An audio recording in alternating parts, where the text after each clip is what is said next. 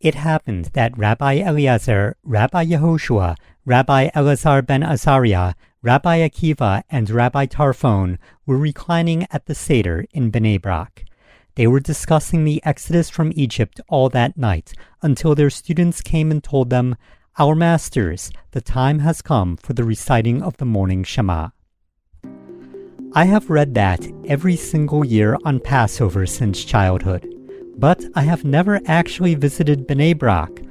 A couple weeks ago, when I was working on the Founding of Tel Aviv podcast, I came across the history of Bnei Brak, a neighboring city, and found it to be fascinating. So you're going to learn about the rabbis from Poland who created a city in the middle of nowhere.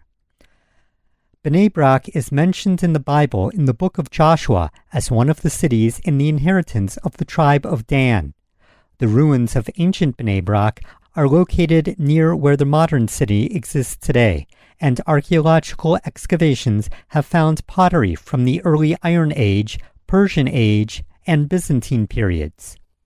Modern Bnei Brak was founded in the summer of 1924 by a group of Jewish pioneers from Poland. They purchased 1,020 dunam of land with money they raised from donations from their fellow Jews. Doar Hayom newspaper reported it as follows. The sale of more than 1,000 dunam of land was approved by the Land Registry Office.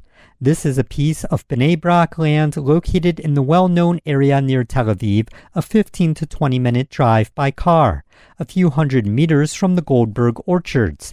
The land extends for 2 kilometers along the road to Petah Tikva.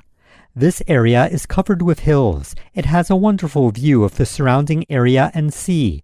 The land is level, and the soil is good for vegetable gardens and planting.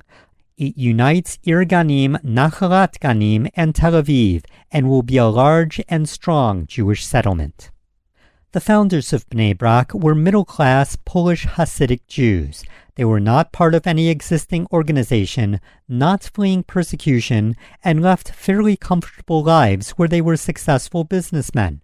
Warsaw, Poland was a large city with a rich, historic Jewish community. But they envisioned a modern garden city in the land of Israel, and the new inhabitants of Bnei Brak worked the fields, something they were not used to. There is a story regarding 3 of these early pioneers, Chaim Perl, Chaim Shemengrad, and Shalom Tick. Although merchants and rabbis from the big city in Europe, they wanted to participate in the physical building of Bnei Brak. One got sunburned, one suffered insect bites, and one suffered heat stroke. But they succeeded in erecting one of the first buildings. Today, there is a street named after Chaim Perl. His great-great-grandson is Dr. Judea Perl, an award-winning professor of computer science, considered one of the fathers of AI. He was also the father of the late journalist Daniel Pearl. Another story is told of Rabbi Moshe Weiss, his wife Sarah, and their 2 children. When their house was erected, it did not yet have any windows or doors. They were proud to light Shabbat candles in the newly established Bnei Brak on their first Shabbat, but the strong wind kept blowing out the candles. People stood in the door and in front of the windows with their coats to block the wind and keep the Shabbos candles burning.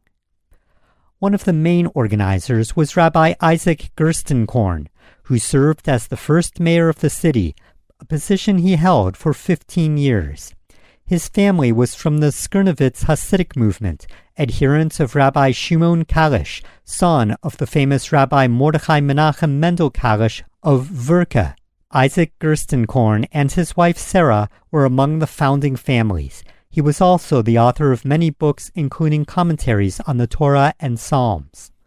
The following are excerpts from his book, My Memories of Bnei Brak, which were translated for the 50th anniversary of the founding of the city by Miriam Margolish and printed in the Jewish Observer. The activity was clearly illegal, but the goal was so magnificent that I had to approach my friends, fellow Sternowitzer Hasidim, Rabbi Moshe Baruch Wagman and Rabbi Zev Feinsilber. We would each make regular deposits into a joint bank account with only one purpose, to buy land in Eretz Yisrael, a long-cherished dream to come true. In time, our little group numbered 150 members.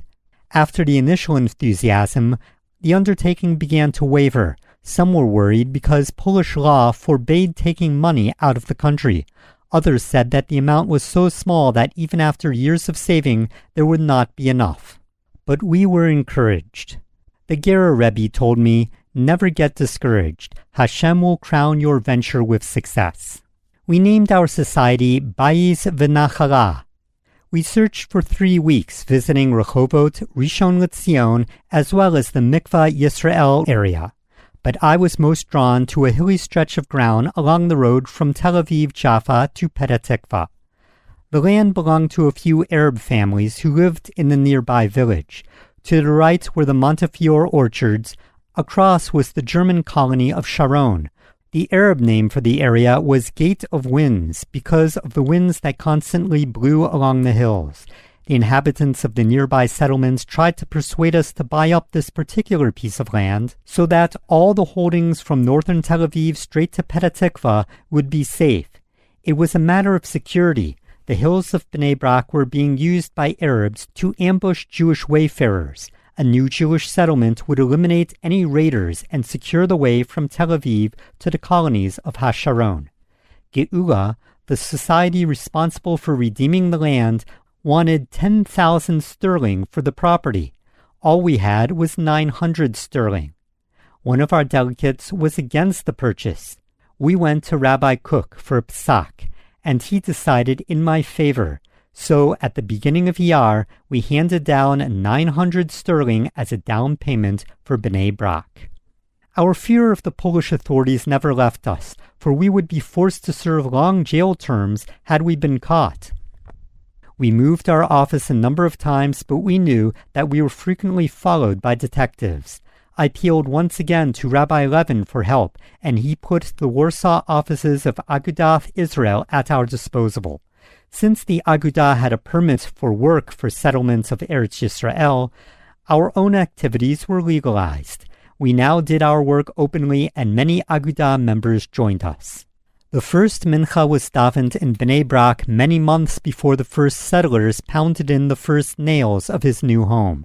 On my second trip to Eretz Yisrael, the Gera Rebbe and his brother, the Beniner Rav, and the Sokolover Rebbe were all visiting Eretz Yisrael.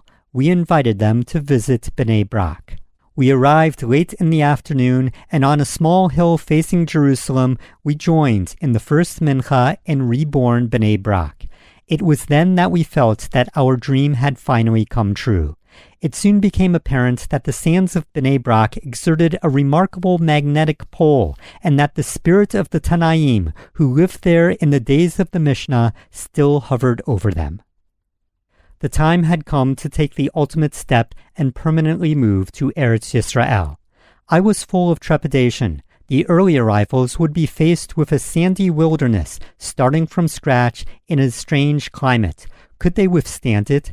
How would they support themselves? Could a new colony take root without a rich patron back home? Would they let out all their frustrations on me? Even the first steps were not easy. The complications of liquidating businesses, persuading the women to leave their furniture and apartments and resettle in a primitive barrack devoid of even the most basic comforts. Nothing was simple. Once we were committed, however, there was no turning back. The railroad station of Warsaw and the surrounding streets were jammed with 20,000 well-wishers. With great difficulty, the Olim made their way through the dense crowd to the train.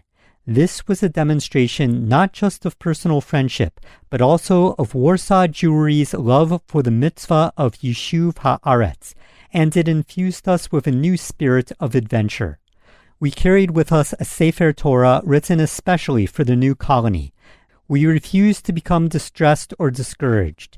The new colonists were settled, and Bnei Brak continued to grow and expand. Those were the words of Rabbi Isaac Gerstenkorn, first mayor of Bnei Brak. An article printed 8 years after its founding described Bnei Brak as a success story. A 1932 article from the Jewish Telegraphic Agency reported, "Without assistance from official funds, it has built up its life, consisting now of 1,200 souls, with its own synagogue, Talmud Torah, and school. There is also a textile factory, a bank, and each colonist has an orange grove and a brick-built house, and the colony has an excellent water supply. The colony is on the road to becoming self-supporting, and Mr. Gerstenkorn has succeeded in obtaining the help to further this goal. Today, Bnei Brak is over 101 years old. It is the 10th largest city in Israel. In the year 2020, the Israeli Central Bureau of Statistics ranked Bnei Brak the highest in 7 categories for quality of life in large cities, including work satisfaction, life satisfaction, the lowest number of new cancer cases per capita, least juvenile obesity, and highest voter turnout. Bnei Brak is home to Israel's Coca-Cola bottling plant, one of the largest Coca-Cola factories in the world. Osem Foods built their first factory in Bnei Brak, where it stood for decades, the company famous for couscous, bamba, and noodles. But in addition to factories, what Bnei Brak is most well known for is yeshivas. Panovich Yeshiva, one of the largest and most prestigious in the world, is located in Bnei Brak.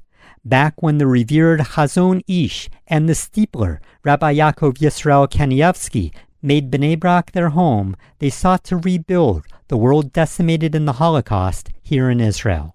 But that's a story for another time. This has been a moment in Jewish history. I am your host, Ben Bresky. For questions or comments and past shows, you can check out benbresky.substack.com, where you can subscribe for free and also donate. Thank you to all the listeners, and Shalom.